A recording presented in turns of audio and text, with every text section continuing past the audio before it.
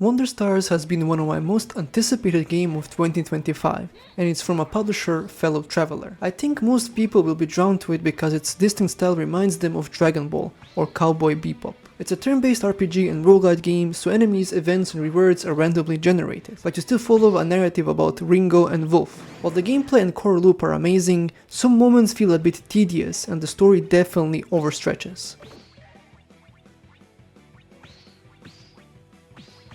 Don't get me wrong, the story is well structured and follows a simple idea of finding the stars or maps, but it's presented like you're watching an anime. Most scenes are static backgrounds with characters moving and expressing emotions, punctuated by occasional cutscenes. I personally wished for more animated moments instead of having to read and skip through massive amounts of dialogue, much of which feels unimportant. These dialogue-heavy events can disrupt the gameplay. One moment you're fighting a boss and strategically navigating the map, and the next you're reading a conversation with a random character that doesn't say anything of importance. While the story is good overall, it struggles to find the perfect balance with the gameplay. The game also has the perfect amount of humor, which is never cringy or excessive. It's a natural part of the experience that develops as you form personal relationships with the main characters. I have to admit, the art style is beautiful and the graphics are amazing. Each character is so detailed that it feels like you've been dropped into a different era of Dragon Ball. While the game includes elemental magic like wind, ice, thunder, and fire, it still excels at portraying the emotions of its very human characters.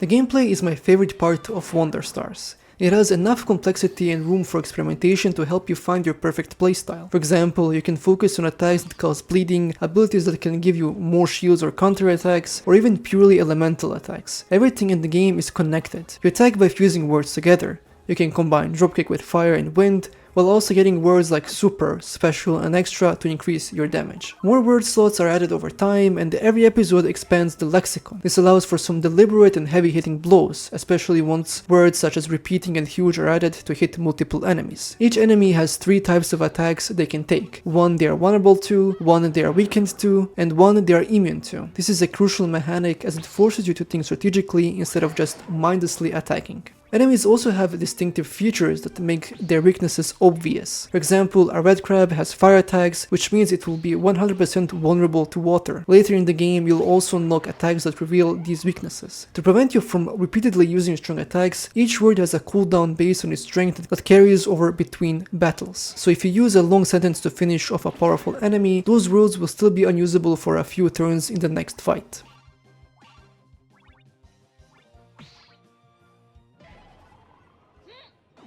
Word slots can be used to block, remove curses, and consume items since Ringo has a passion for junk food. To give you some flexibility, a bonus SP mechanic restores slots once or twice per battle that allows you to do follow-up attack. If you think the game is too easy, you can always increase the difficulty. I did this myself, as normal difficulty was too simple. By taking on risky challenges, you can make the game more challenging and earn more honor points, which you use to purchase upgrades for Ringo. The idea is that you don't need to knock out every single enemy. In fact, they can give you pep-up talks that provide different passive bonuses, such as earning HP whenever you talk to another character. The concept is that at a certain health threshold, enemies can give up because they've been inspired by your strength, allowing you to end the battle without knocking them out. You can always restore health by visiting a restaurant before an important battle, and shops are frequent, allowing you to buy and sell words. Failure isn't a huge setback, as the game just restarts you at the beginning of an act rather than the start of an episode, though you do lose half of your honor points. To avoid spoilers, a few new faces join the team as you explore the stars. For example, Wolf can slash enemies to cause bleeding damage and steal items to replenish your inventory. You can also unlock healing and paramaniac classes along the way. Overall, battles are relatively straightforward and focus only on Ringo. Supporting characters lend their words for attacks, but you don't have to manage them directly. Beyond optional dialogue choices that feel largely unexplored and not very meaningful, you advance through maps in top-down screens with clearly marked battles that you can back away from. Events can temporarily add a new word, increase your health, or even decrease it. These maps form an episodic act, and upon exiting one, you can usually pick a temporary upgrade. However, the game isn't a full RPG. You can freely explore or take on various quests. It's mainly focused on the story and replayability, allowing you to get stronger before moving on to the next episode. Each episode is different from the last, with new enemies and more branching paths. In the end, Wonder Stars is a very solid title and it's definitely worth your time, especially if you enjoyed this genre. However, if you're expecting a free roam experience with in-depth character interaction, this is not it. While great, you can tell it's a proper indie title with its limited cutscenes, animations, and lack of voice acting. The dialogue often feels overstretched, and the story can become tedious over time. Despite these flaws, I can confidently recommend giving it a try, as you won't be disappointed.